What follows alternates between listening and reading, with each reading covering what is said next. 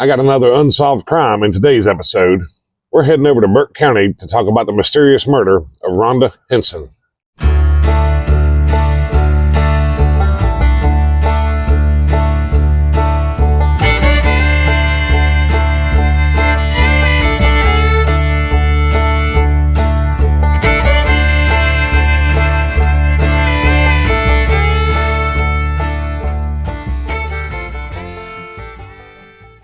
Welcome to the NC Everything Podcast. As always, I'm your host, Curtis, and this is the bi-weekly show where I talk about everything that has anything to do with North Carolina. Now, before we begin, I want to address something.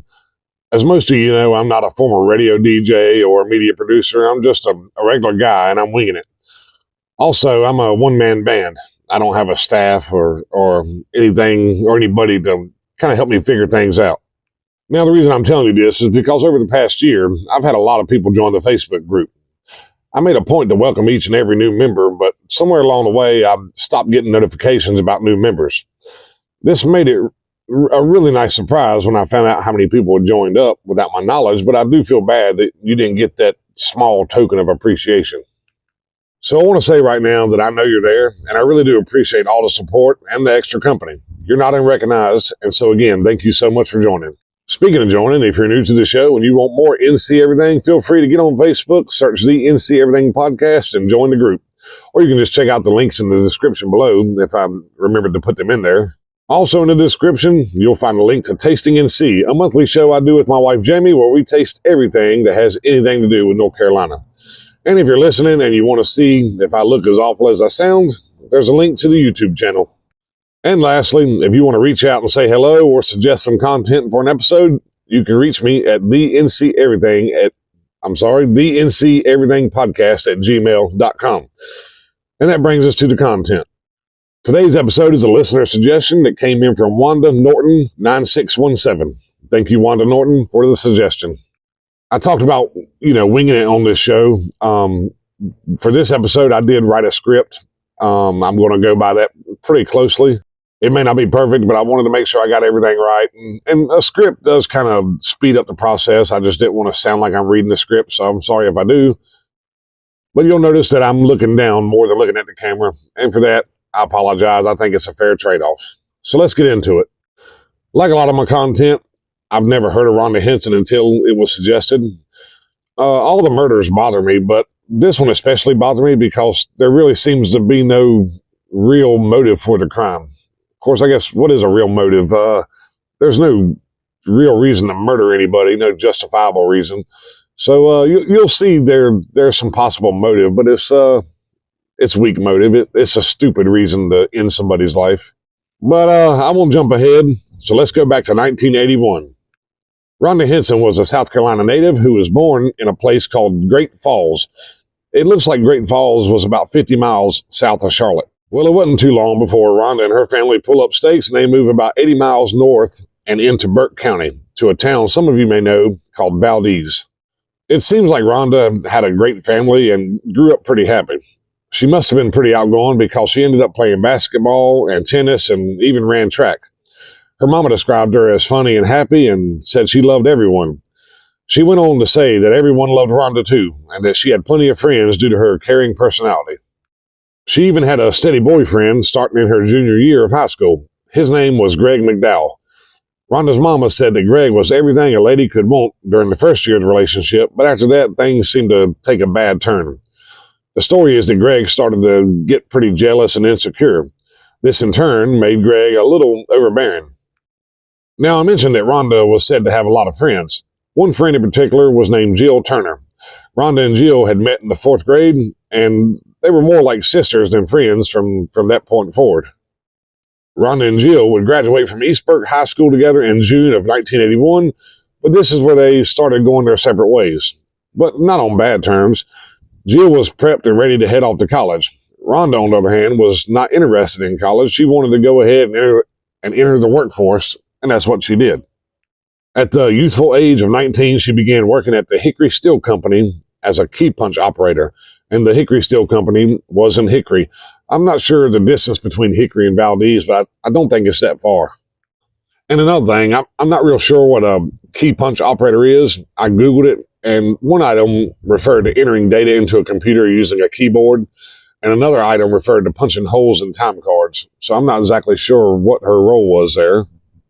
But no matter what she was doing, she seemed like she really liked the job and she really liked making money for herself. It wasn't too long after she got started that she bought a new car, a 1981 Datsun 210. Everything seemed to be going really good for Rhonda. Well, about 3 months into her job, she was invited to the company Christmas party, her very first company party of any kind.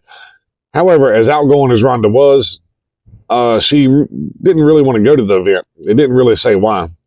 But her best friend at work, Sherry Yoder, told her that if Rhonda didn't go, she wasn't going to go. Now, I'm kind of introverted, so if you tell me that if I don't go, you're not going, okay, well, we're not going. We'll find something else to do. But Rhonda was different. This ultimatum of her best friend missing the Christmas party was enough to convince her to go. And so now we're at December 22nd, 1981, Rhonda Hinson's last day on Earth. Rhonda gets up and gets ready to go to work, but the roads had gotten pretty icy overnight. She didn't feel safe driving, so she calls her friend from work, a guy named Wayne Chapman. And you don't have to remember all these names. You'll know the ones you need to remember. So her friend from work, Wayne Chapman, comes to get her, and they both drive together to the Hickory Steel Company.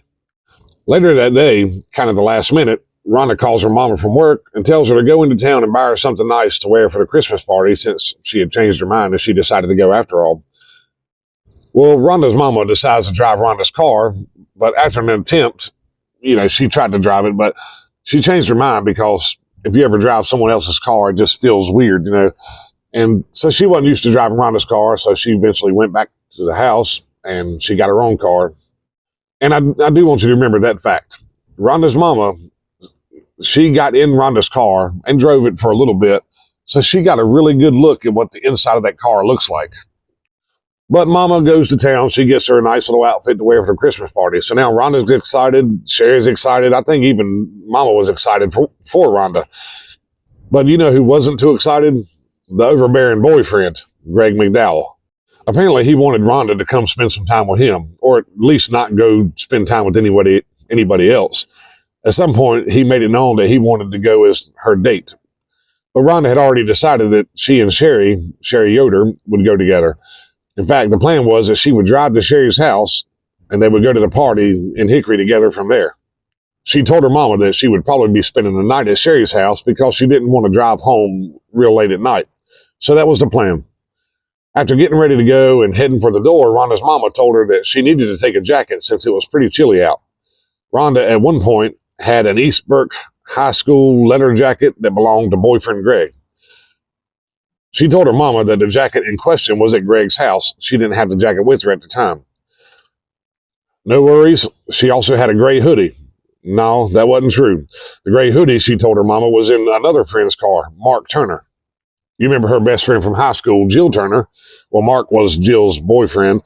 And she told her mama that the gray hoodie was in Mark's car. She had accidentally left it in his Buick after a shopping trip. So anyway, she would go to the party without the jacket. She says bye to her mama and she drives over to Sherry's house in Hickory. She left her car there as planned, and the pair went to the party in Sherry's car.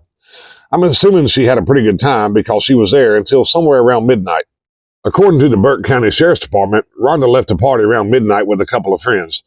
And I had one source that said she left with a couple of friends. All my other sources said it was just her and Sherry, or they left out the mention of a couple of friends. Likewise, a lot of my sources said it was just her and Sherry who went to the party, but one source said that there was another friend at Sherry's house that rode with them. But I don't think it's necessarily important about this friend's existence. Now, at some point, Rhonda decides to call boyfriend Greg. I couldn't really figure out if she called him before she left the party or after she got to Sherry's house, but she did call her boyfriend at some point.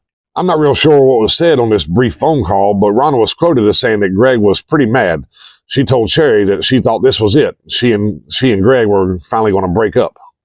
Now, despite when she made the phone call to boyfriend Greg, ultimately she gets to Sherry's house okay. Then she decides to head home. Now, you could probably debate whether or not she talked to her boyfriend or not, but keep in mind, she's heading home. The original plan was for her to spend the night at Sherry's house. So something changed her mind about that. So now it's somewhere after midnight and she's on her way back to Valdez. Anyway, she gets on Interstate 40 and heads west. After a little bit, she gets on the exit ramp and gets off on Eldridge Street. That's Eldred, Eldridge Street. She turns right and starts heading up the hill, now less than a mile from home. And that's it. That's all the authorities can really say for certain about what Rhonda Hinson's actions were on the night of December 22nd. Well, I guess actually this is after midnight, so now we're early morning hours, December 23rd. But either way, Rhonda Hinson's life ended on that hill. But I want to back up a few minutes before Rhonda took that exit ramp to go home. A witness who later came out said she drove under the overpass sometime between 12:15 and 12:30, and she recalled seeing something kind of odd. She describes a blue Chevrolet that was parked next to the off-ramp that Rhonda would be using moments later. She recalled seeing two white males inside the car. About 30 minutes later, the sound of a gunshot would ring out in the cold night air. Nobody saw the shooter, but nearby neighbors heard the shot. After the shot, Rhonda's beige Datsun rolled backwards down the hill on Eldridge Street. It crossed the road and slammed into a ditch on the southbound side. She was 300 feet away from the exit ramp. Sometime before 1 a.m., a man named Reggie Smart was on his way home from a garage where he worked. As he came up on the interstate overpass, he saw the beige car sitting in the ditch. The driver's side door was open and the interior light was on. Well, Reggie slows down as he drove by and he saw a blonde woman slumped over the steering wheel, but he didn't stop. Why? Well, she wasn't alone. Standing outside the open driver's side door, Reggie saw a man who he would later describe as a white 6-foot-tall guy around 170 pounds. He was just standing there outside the open door. Well, Reggie assumed it was late night partygoers who had too much to drink and they decided to pull over, so he continued on his way. Reggie would be the only eyewitness to see Rhonda's body still inside the car. A little after 1 a.m., another couple happened to be coming down Eldridge Street. This would be Tim Pons and Mark Michael. They were riding in Mark's blue Trans Am.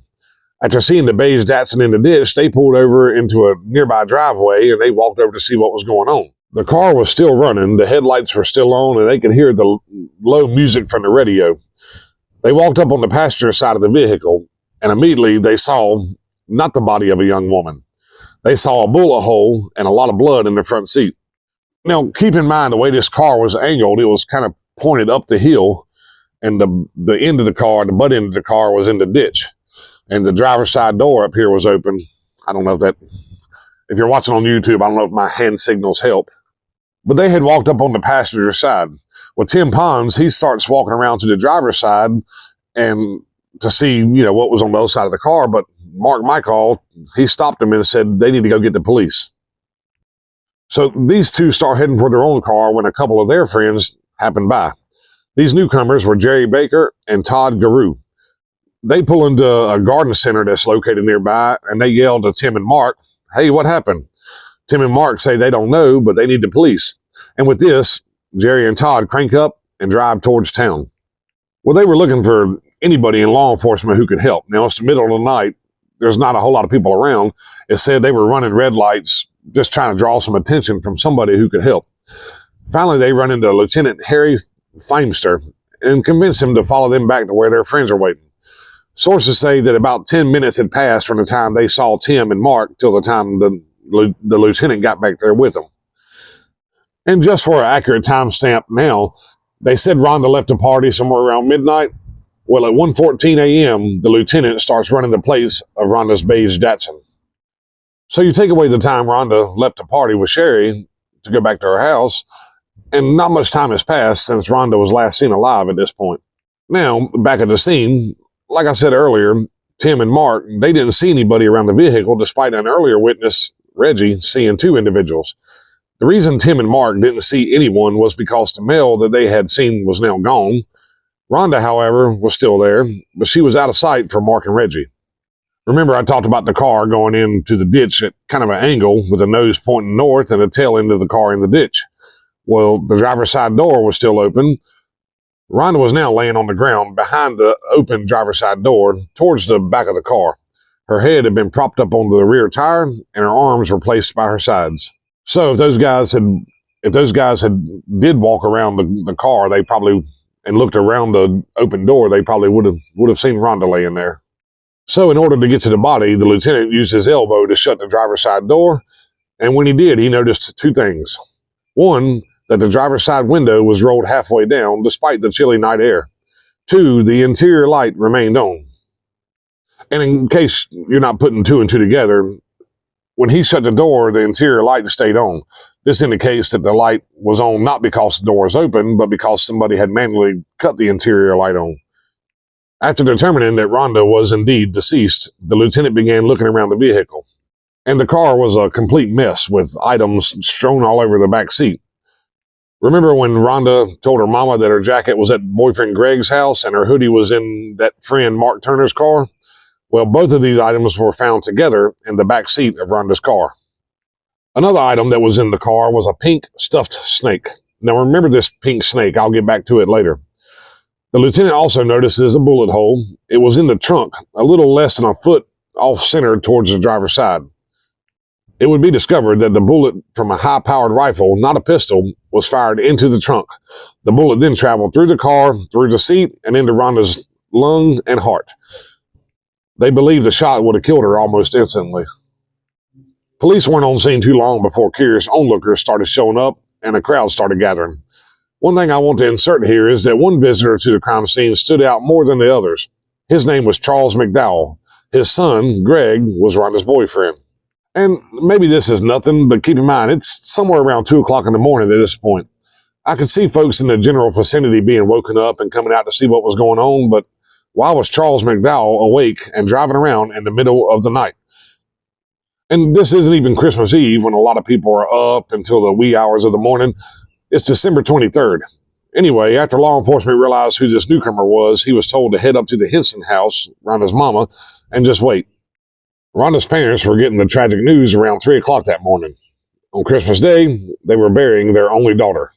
Meanwhile, the Burke County Sheriff's Department was just getting started on trying to figure out why this happened and who would want to end Rhonda Hinson's life. One of the first people they looked at was Rhonda herself. What was going on with her? So let's kind of explore that a little bit. It seems that she was certainly acting a little strange in the weeks leading up to her murder. Like I said earlier, most sources had described Rhonda as joyful and outgoing, and that seems to have changed at some point. Her mom was quoted as saying that she just didn't seem very happy. When her dad would leave out in the early hours of the morning for his own job, he said he'd often see his daughter just standing at her bedroom window staring out. And this wasn't sunrise. This was like 2 o'clock in the morning most times when her dad would go out, essentially the middle of the night, and Rhonda was just standing there looking out the window. And then there was the odd question. Well, it seems to be a very random occurrence. One day, Rhonda asked her mother if it was okay to date a married man. Her mama tells her this is never a good idea and it only leads to people getting hurt. It seems like this was the only time that Rhonda had brought that subject up, but it was still kind of random. Then she had kind of a weird exchange with her dad. You see, Rhonda had never had any issues driving herself wherever she needed to go, but in the weeks before the murder, she suddenly didn't want to be alone as much. She'd often ask her dad to drive her to town as opposed to going by herself. And it was on one of these trips that she told her dad something along the lines of, "I want to tell you something and you're not going to like it." Her dad told her that she could always tell him anything, and then Rhonda suddenly, lost her courage. She backpedaled and told her dad that she would think about telling him later, but she never really got the chance. I did read in several sources that there was some evidence found that indicated that Rhonda may have had a stalker, but nothing specific was ever described about this.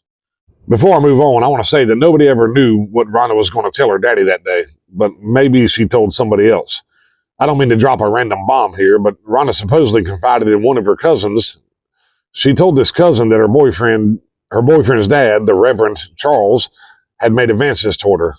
She didn't go into too much detail, apparently, but it was said that the preacher would be waiting for her when she came out of the bathroom whenever she was over at Greg's house. And I'm not going to get into speculation right here, but if she was curious about whether or not she could date a married man, I mean, it was reciprocated. Maybe she was kind of into the preacher, or at least considering the possibility. But again, I'm just speculating. I have no sources to say that Rhonda ever had any attraction toward preacher McDowell. Anyway, Rhonda's parents were asked about the messy condition of the car that they found. And you remember I said that Rhonda's mama had driven the car that morning of her death. She remembered very well that the car was certainly not trashed the way the lieutenant had described. So then they speak with Sherry Yoder, the work friend who had driven Rhonda to the Christmas party. Even though they took Sherry's car, apparently Sherry got a pretty good look at Rhonda's car that night as well, and she too said that the interior was not messed up the way the police had described. So now let's talk about the McDowells, and not just boyfriend Greg. I said that Charles McDowell came to the crime scene that morning, and he was sent to the Hinson house to wait. He'd soon get a call from his wife, and he'd tell her that she needed to come up to the Hinson house as well. This was only a few minutes after police had called boyfriend Greg from the Hinson house to tell him that his girlfriend was dead. Supposedly, Charles was witnessed making a second phone call after he had called his wife. You see, he was a preacher. Officers overheard part of this second phone call, and they claimed that it sounded like he was making funeral arrangements at 3 o'clock in the morning, only hours after the murder. They thought this was kind of strange, and so do I. Ultimately, it would be the preacher McDowell who did the funeral for Rhonda. But I still think it's kind of weird to be making funeral arrangements that early into the incident. Eventually, boyfriend Greg shows up to the Hinson house, and he was described as being distraught and nauseous. They said he vomited several times while he was at the house. Someone else was at the house that morning, a friendly neighbor named Sarah McBrayer. And she says she noticed something weird about boyfriend Greg. He was clean-shaven and seemed to have been freshly showered. I'm not fishing here for anything that points to boyfriend Greg, but again, it was 3 o'clock in the morning. Well, after some time, the McDowells, Charles, his wife, and boyfriend Greg, they leave the Hinson house and head back home. Now, I'd like to say here that I'm about to blow this case up, but I'm actually starting to wind down. I mean, Greg was interviewed a few times over the years. He said some odd things, and so did his weird-ass daddy, but nothing ever really came of anything, or at least not yet. I will say both of them have been kind of less than forthcoming, but I'll kind of get into what each of them had to say. I was talking about boyfriend Greg, I want to say she started dating him in her junior year, so at the time of her murder, they had been dating about 2 years. However, when questioned about his relationship with Rhonda, I'm sorry, I wrote that wrong. When the preacher was questioned about his relationship with Rhonda, he said he barely knew her. And the thing is, they've been dating 2 years. 2 years, and he says he barely knew his son's girlfriend. My son has a girlfriend, and they've been together about 2 years, give or take. I don't know the actual timeline. And I don't know my son's girlfriend like she's my own daughter, but over the past couple of years they've been dating. I've learned quite a bit about her. But the Reverend is acting like he barely knows Rhonda. And there's a phrase for that. There's a word for what that's called in therapy. I don't remember what it is, but what he's doing is distancing himself from Rhonda. He can't physically do it. So in words, he's trying to put as much space between him and the victim as possible. He claimed that when Rhonda would come over, he and his wife would retire to their bedroom and leave Greg and Rhonda alone to visit. Now ask yourself, do you really believe a southern preacher up in the hills would leave his teenage son and girlfriend alone to visit? My own mama wouldn't even do that, and she was certainly not a woman of the cloth. Rhonda had spoke to her family several times about going out to dinner on several occasions with the McDowells, or simply just having lunch at their house. But again, the preacher tried to distance himself from Rhonda. He claimed they never once ate together. Then there's boyfriend Greg, and I can tell you that the apple don't fall too far. He was interviewed a few times over the years, and he seemed to have trouble remembering what he said last time. I'd mentioned earlier that Greg was upset about Rhonda going to the Christmas party, and at the very least, not taking him with her. Yeah, I said that right. Then there was the phone call that night where Rhonda said that Greg was mad and that they were probably breaking up. Well, in early interviews, Greg claimed that he didn't even know Rhonda had gone to the party, and he claimed that when he spoke to her on the phone, he thought she was at home. A later interview revealed that he knew she was out with her friend that night. And then there was the pink snake. Remember I mentioned the stuffed pink snake that was in the backseat of the car?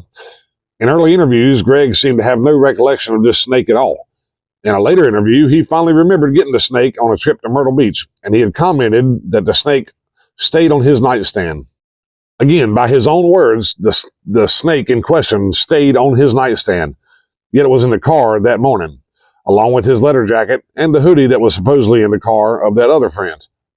Keep in mind, during all this, Greg never once mentioned seeing Rhonda on the night of the 22nd, and certainly not in the early hours of December 23rd.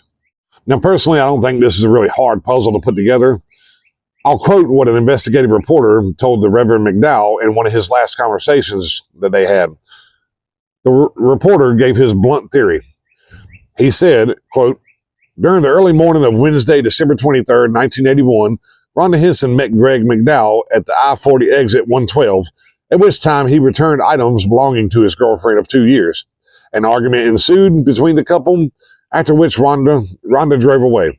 With a high-power rifle that he had removed from his automobile, the younger McDowell shot in the direction of Rhonda's vehicle, the bullet entering the trunk of the car, subsequently killing her.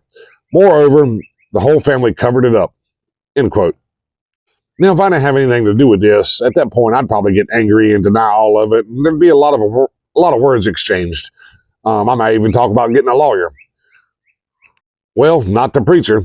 After the preacher heard what I just quoted to you, he simply stated, "That's just a theory." And that's all he said. That was his only reply to all of that. Unfortunately, that's really all I have on the Rhonda Hinson murder. Over the years, Greg has only been interviewed a few times, and Charles McDowell has never officially been interviewed that I know of. There's currently a $20,000 reward for information that will lead to an arrest in the Rhonda Hinson murder, but personally, I think it's just about solved. Unfortunately, like Tom Cruise said in A Few Good Men, it's not about what you know, it's about what you can prove. And that's a hard pill to swallow.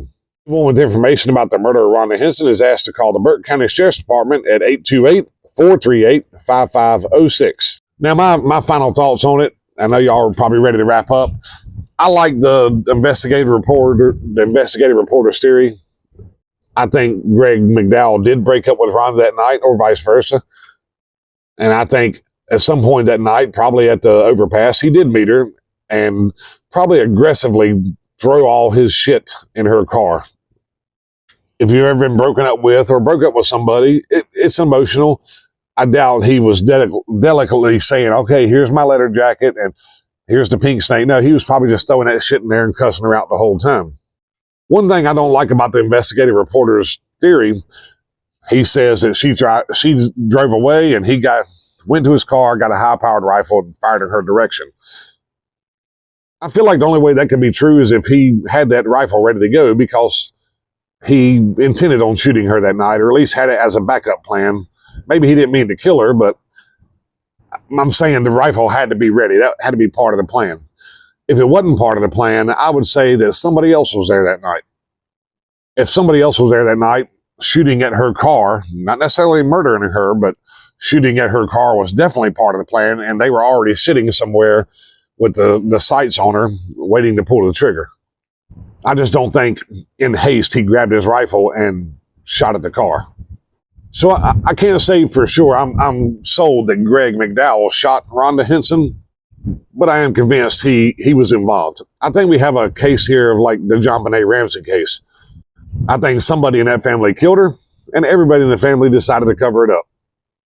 But again, all of North Carolina can be convinced that the McDowells murdered that girl.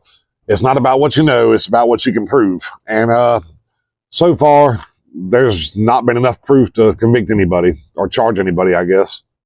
I feel like one day with technology changing and stuff, they will solve this crime.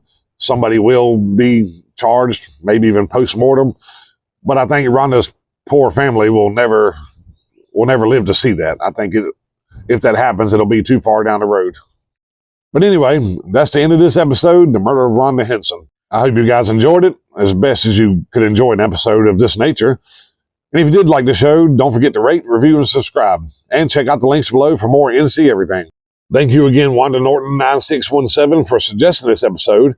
And if any of you have an idea for a show, you can reach me at the thenceverythingpodcast at gmail.com.